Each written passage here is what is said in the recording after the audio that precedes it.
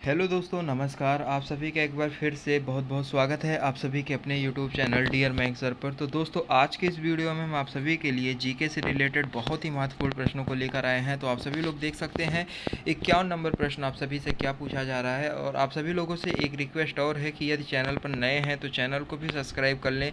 आप सभी के लिए यहाँ पर डेली बेसिस पर वीडियोज़ प्रोवाइड किए जाते हैं जो कि आपके लिए बहुत ही ज़्यादा महत्वपूर्ण होते हैं। तो आप सभी लोगों से रिक्वेस्ट है कि चैनल पर यदि नए हैं तो चैनल को सब्सक्राइब जरूर करें।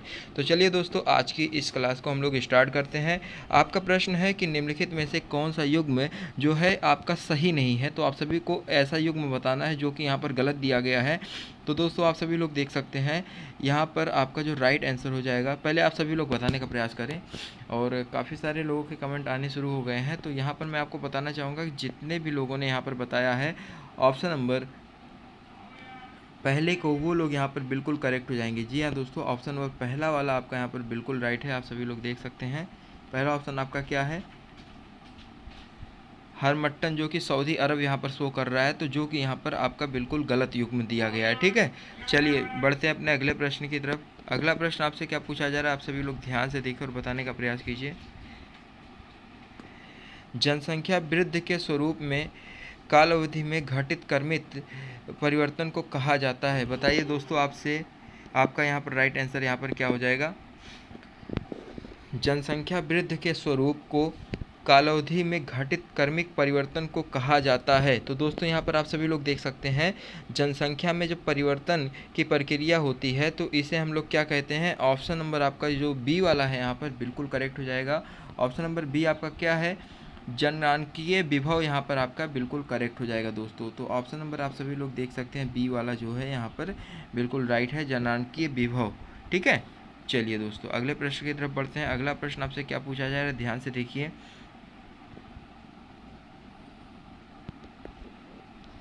दोस्तों, अगला प्रश्न आपसे पूछा जा रहा है कि निम्न में से कौन सा युग्म सही नहीं है। तो इसमें भी आपको सही युग्म को बताना है, कौन सा युग्म यहाँ पर सही नहीं है, मतलब यहाँ पर गलत युग्म है, एक युग्म कोई गलत है। तो देखिए दोस्तों, यहाँ पर आप सभी लोग देख सकते हैं ऑप्शन नंबर पहला वाला जो है मैग्नीज, जो कि गैबन यहाँ पर दिखा रहा है, तो ये तो बिल्कुल सही युग्म है। और बात करें दोस्तों ऑप्शन नंबर सी की, जो कि यहाँ पर टिन दिखा रहा है मलेशिया, तो ये भी सही युग्म है। और बॉक्साइट की बात करें सूरीनाम, ये भी सही युग्म है। तो दोस्तों, यहाँ पर गलत युग्म क्या है। जी हाँ दोस्तों, ताबा जो है वेनेजुएला जो दिखा रहा है, ये आपका गलत युग्म है। तो ऑप्शन नंबर बी यहाँ पर जितने भी लोगों ने बताया है वो लोग यहाँ पर बिल्कुल करेक्ट हो जाएंगे, ऑप्शन नंबर बी। ठीक है, चलिए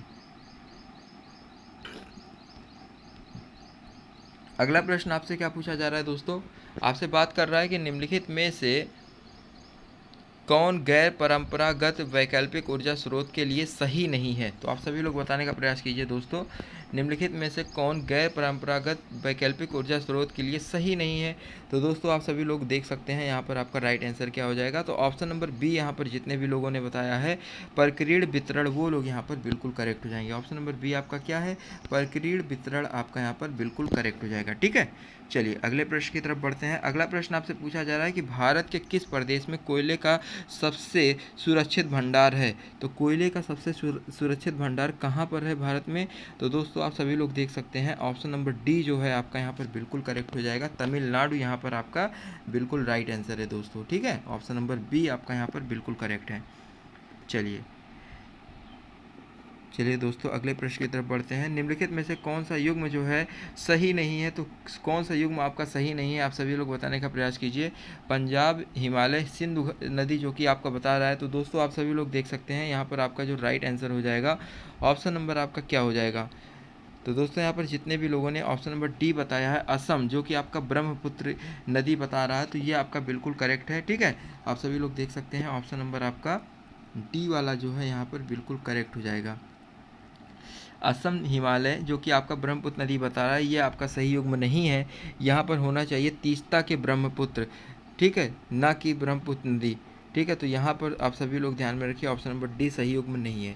चलिए दोस्तों, बाकी युग्म सही है। आप सभी लोग बाकी युग्म देख सकते हैं, पंजाब हिमालय, सिंधु नदी, कुमायूं हिमालय, सतलुज नदी, नेपाल हिमालय, काली नदी। ठीक है, चलिए अगले प्रश्न की तरफ बढ़ते हैं। अगला प्रश्न आपसे क्या पूछा जा रहा है कि निम्नलिखित नगरों में से कौन भारत का पिट्सबर्ग कहलाता है? बताइए, निम्नलिखित नगरों में ऐसा कौन सा है जो भारत का पिट्सबर्ग कहलाता है?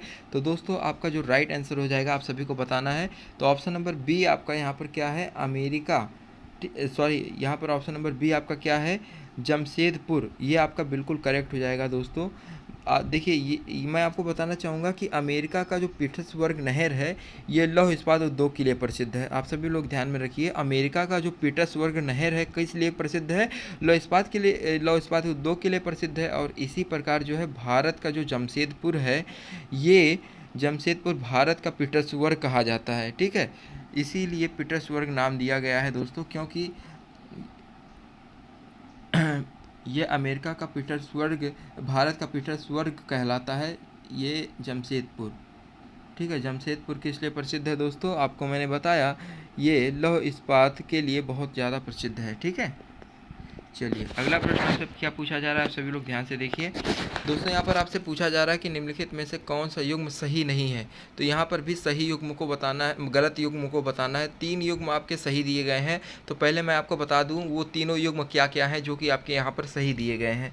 तो दोस्तों सबसे पहले बात करें यहाँ ऑप्शन नंबर ए की, हरित क्रांति, जो कि खाद्यान्न उत्पादन से संबंधित है, तो ये आपका पहला युग्म जो है सही है।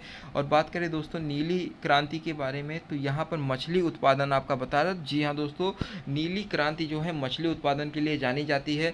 और श्वेत क्रांति की बात करें तो दुग्ध उत्पादन यहाँ पर बताया जा रहा है। तो जी हाँ दोस्तों, पहला ऑप्शन, दूसरा ऑप्शन, तीसरा ऑप्शन आपका यहाँ पर बिल्कुल राइट है।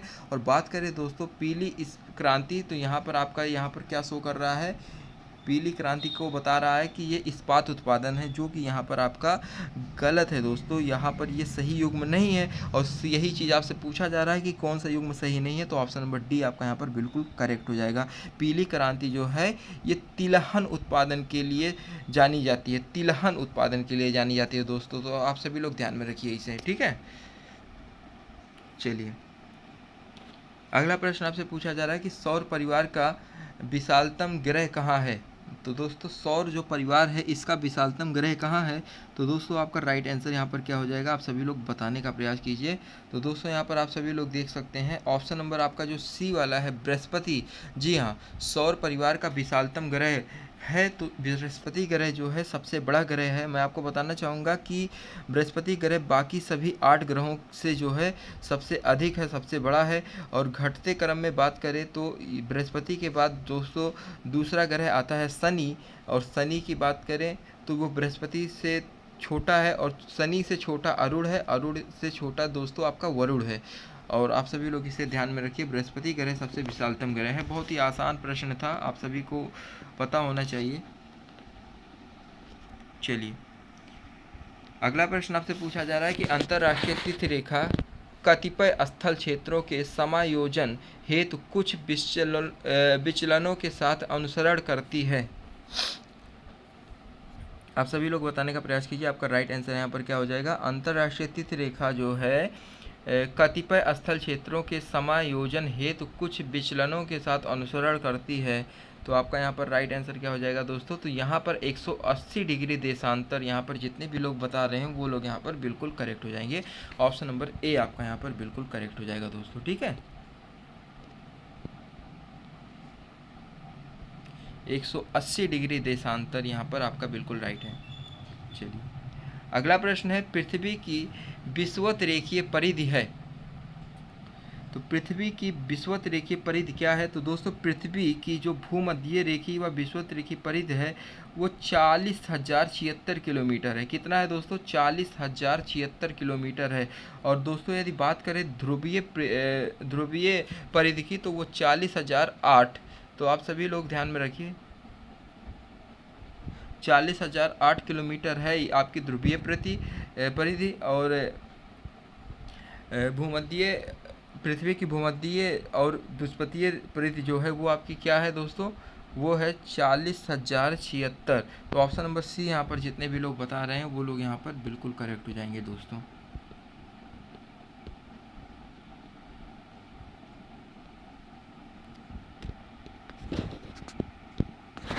अगला प्रश्न आपसे पूछा जा रहा है कि निम्नलिखित में से कौन टर्शियरी नगर निर्मित अल्पाइन पर्वत नहीं है। तो आप सभी लोग बताने का प्रयास कीजिए कि निम्नलिखित में से कौन टर्शियरी यगर निर्मित अल्पाइन पर्वत नहीं है। तो दोस्तों आपका राइट आंसर यहाँ पर क्या हो जाएगा, बताने का प्रयास कीजिए सभी लोग।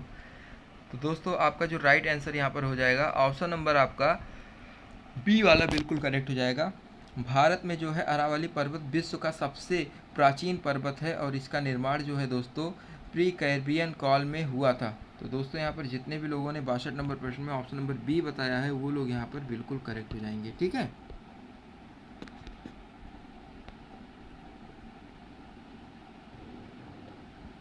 जो कि एशिया के अरावली में है, तो आप सभी लोग इसे ध्यान में रखिए।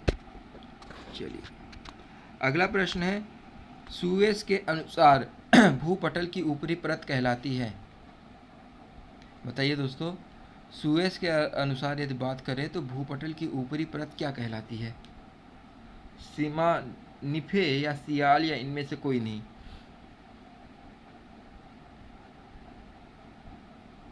तो दोस्तों यहाँ पर जितने भी लोगों ने ऑप्शन नंबर सी को बताया है सियाल, वो लोग यहाँ पर बिल्कुल करेक्ट हो जाएंगे। सियाल आपका यहाँ पर बिल्कुल राइट आंसर है। चलिए अगला प्रश्न आपसे पूछा जा रहा है कि निम्नलिखित में से कौन जो है गरीय पवन है। तो गरीय पवन कौन है, तो आप सभी लोग बताने का प्रयास कीजिए। तो दोस्तों यहाँ पर यदि बात करें गरही पवन की, तो यहाँ पर दोस्तों आपका जो राइट आंसर हो जाएगा ऑप्शन नंबर सी आपका यहाँ पर बिल्कुल करेक्ट हो जाएगा। जितने भी लोगों ने ऑप्शन नंबर सी बताया है वो लोग यहाँ पर बिल्कुल राइट हो जाएंगे। मानसून पवने आपका यहाँ पर बिल्कुल करेक्ट हो जाएगा। ये मानसून पवने जो है गरीय पवन है। अगला प्रश्न है, निम्नलिखित में से कौन सा सुलेमित नहीं है। तो दोस्तों आप सभी लोग ध्यान से देखिए यहाँ पर 3 ऑप्शंस आपके बिल्कुल राइट हैं और एक ऑप्शन यहाँ पर बिल्कुल गलत है, मतलब सुलेमित नहीं है। 3 ऑप्शन बिल्कुल सुलेमित है। तो चलिए देखते हैं सम्मिलित कौन कौन से हैं। तो पहला देख लीजिए, ये सम्मिलित है दोस्तों उषार्ध जलवायु, जो कि जैरे आपका शो कर रहा है, ये बिल्कुल करेक्ट है। और भूमध्य सागरीय बात करें तो यहाँ पर ट्यूनीशिया जलवायु, ये भी आपका बिल्कुल करेक्ट है। और मानसून जलवायु को बात करें दोस्तों, थाईलैंड यहाँ पर शो कर रहा है। तो पहला और दूसरा और तीसरा ये तीनों मानसून तो आपके बिल्कुल रिलेट कर रहे हैं, सही है। और बात करें दोस्तों शीतोष्ण की, शीतोष्ण अनुसमुद्री, तो ये आपका स्वीडन जलवायु बता रहा है। तो आपका यहाँ पर दोस्तों स्वीडन जलवायु जो कि आपका यहाँ पर नहीं होगा। यहाँ पर मैं आपको बताना चाहूँगा कि स्वीडन में टैगो प्रकार की जलवायु पाई जाती है, ना कि शीतोष्ण अनुसमुद्री, ठीक है। तो आप सभी लोग ध्यान में रखिए, यहाँ पर आपका ऑप्शन नंबर जो डी है ये आपका बिल्कुल करेक्ट हो जाएगा दोस्तों।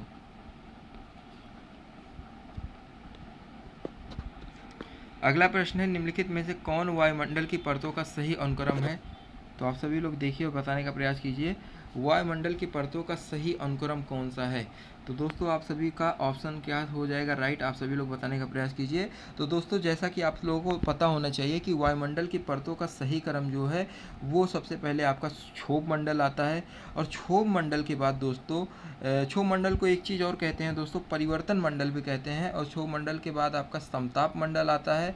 समताप मंडल के बाद दोस्तों आपका आता है मध्य मंडल, ठीक है। और मध्य मंडल के बाद क्या आता है, इसके बाद जो है मंडलों का सामूहिक रूप से जो है ताप मंडल, इसके बाद जो आता है आपका ताप मंडल और फिर आपका एटलिस्ट क्या आता है दोस्तों, ताप मंडल के बाद आता है आपका, आप सभी लोग देख सकते हैं ताप मंडल के बाद क्या दिया गया है। तो दोस्तों ताप मंडल के बाद यहाँ पर कुछ नहीं है। तो आप सभी लोग यहाँ पर मैं आपको बताना चाहूँगा, यहाँ पर दिया तो नहीं गया लेकिन आप उसे एक परत कह सकते हैं। तो कोई बात नहीं, यहाँ पर जितने भी लोगों ने ऑप्शन नंबर सी बताया है वो लोग यहाँ पर बिल्कुल करेक्ट हो जाएंगे। ऑप्शन नंबर सी आपका क्या है, परिवर्तन मंडल, संताप मंडल, मध्य मंडल और ताप मंडल, ये सही क्रम है, ठीक है।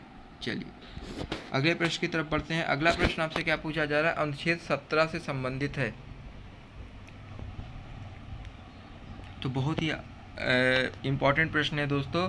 तो अस्पृश्यता मतलब छुआछूत, ये जो है अनुच्छेद 17 में इसके बारे में वर्णन है। तो आप सभी लोग देख सकते हैं ऑप्शन नंबर आपका ए वाला जो है यहाँ पर बिल्कुल करेक्ट हो जाएगा, ठीक है।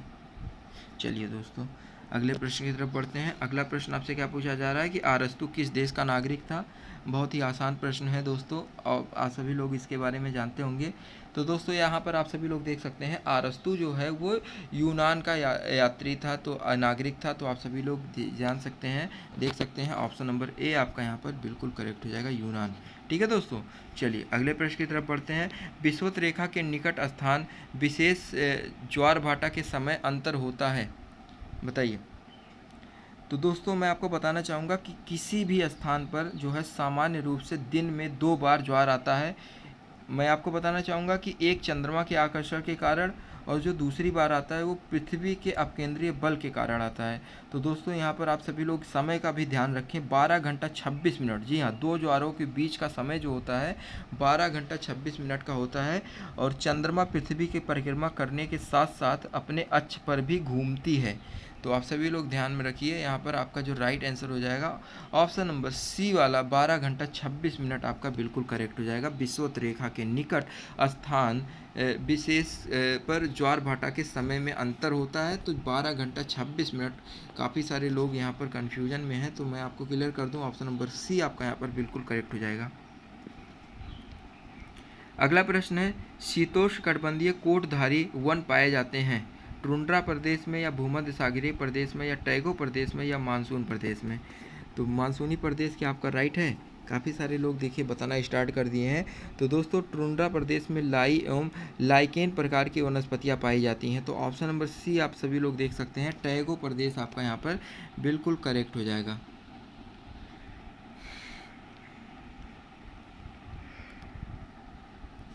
निम्नलिखित में से कौन सी नदी भ्रंश घाट से प्रभावित होती है।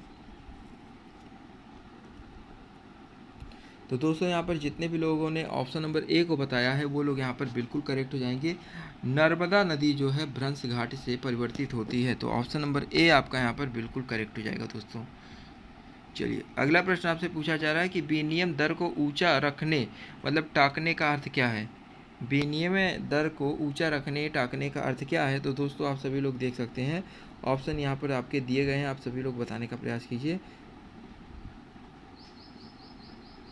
तो दोस्तों यहाँ पर ऑप्शन नंबर बी आपका विमुद्रीकरण आपका यहाँ पर बिल्कुल करेक्ट हो जाएगा। ठीक है, विनिमय दर को ऊंचा रखने टाकने का अर्थ है विमुद्रीकरण, आपका यहाँ पर ऑप्शन नंबर बी जो है बिल्कुल करेक्ट हो जाएगा दोस्तों। अगला प्रश्न दोस्तों आपसे पूछा जा रहा है कि अंतरराष्ट्रीय तरलता में सम्मिलित किए जाते हैं। तो दोस्तों क्या सम्मिलित किए जाते हैं। तो दोस्तों यहाँ पर जितने भी लोगों को पता है बताने का प्रयास करें। तो अंतरराष्ट्रीय तरलता में सम्मिलित किए जाते हैं दोस्तों, आपका यहाँ पर जो राइट आंसर हो जाएगा सभी मुद्राओं के कोष, वो लोग यहाँ पर बिल्कुल करेक्ट हो जाएंगे जिन्होंने ऑप्शन नंबर सी को बताया है। ठीक है,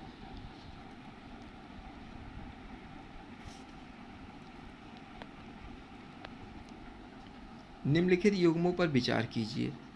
आप सभी लोग बताने का प्रयास कीजिए, ऑप्शन नंबर यहाँ पर कौन सा राइट हो जाएगा। तो दोस्तों यहाँ पर जितने भी लोगों ने बताया है ऑप्शन नंबर ए को, वो लोग यहाँ पर बिल्कुल करेक्ट हो जाएंगे। केवल पहला, ठीक है, केवल पहला क्या है, अमरकंटक क्षेत्र बॉक्साइट भंडार। यहाँ पर जितने भी लोगों ने बताया ऑप्शन नंबर ए, वो लोग यहाँ पर बिल्कुल करेक्ट हो जाएंगे दोस्तों। इसी के साथ चलिए बढ़ते अपने लास्ट प्रश्न की तरफ। ठीक है, आप सभी लोग देख सकते हैं आपका लास्ट प्रश्न क्या है। निम्नलिखित नदियों में से किस एक पर बहुउद्देशीय परियोजना के अंतर्गत टीकरपरा और नजर बांधों का निर्माण हुआ। तो आप सभी लोग बताने का प्रयास कीजिए, आपका राइट आंसर यहाँ पर क्या हो जाएगा। तो दोस्तों यहाँ पर जितने भी लोगों ने महानदी बताया है वो लोग यहाँ पर बिल्कुल करेक्ट हो जाएंगे। महानदी आपका बिल्कुल करेक्ट हो जाएगा। मैं आपको बताना चाहूँगा कि यहाँ पर देखिए क्या पूछा जा रहा है कि निम्नलिखित नदियों में से किस एक पर बहुउद्देशीय परियोजना के अंतर्गत टीकरपरा और नरज बांधों का निर्माण हुआ। तो यहाँ पर दोस्तों महानदी जो है आपका यहाँ पर बिल्कुल राइट हो जाएगा। आप सभी लोग देख सकते हैं ऑप्शन नंबर सी वाला बिल्कुल करेक्ट है यहाँ पर। तो दोस्तों इसी के साथ जो है आज की ये क्लास आपकी यहीं पर समाप्त होती है। और आप सभी को आज की ये क्लास कैसी लगी कमेंट करके ज़रूर बताएं। और जितने भी लोग अभी चैनल पर नए हैं वो लोग चैनल को सब्सक्राइब कर लें। धन्यवाद दोस्तों, मिलते हैं अपने किसी अन्य वीडियो में, तब तक के लिए अपना ध्यान रखिए।